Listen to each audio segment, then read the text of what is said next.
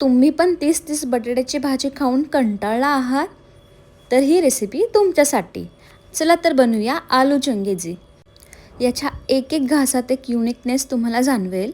सर्वात आधी तर बारीक बटाटे कट करून घ्यायचे आहे. त्यामध्ये हळद, लाल मिरची पावडर आणि चवीनुसार मीठ ॲड करायचं आहे आणि वरून 1 चमचा तेल ॲड करायचं आहे.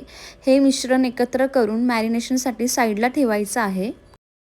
याची ग्रेव्ही बनवण्यासाठी आपण फ्राईड ओनियन, अद्रकचे तुकडे, लसूण, काही काजू आणि दही ॲड करणार आहोत. मिक्सरला बारीक वाटून झाल्यानंतर थोडंसं तेल टाकायचं आहे. मॅरिनेशनसाठी साईडला ठेवलेले बटाटे सगळे फ्राय करून घ्यायचे आहेत. फ्राय झाल्यानंतर त्यामध्ये जिरं, मोहरी, हळद, लाल मिरची पावडर, कांदा मसाला, गोडा मसाला, धना पावडर हे सगळं एकत्रित करून घ्यायचं आहे.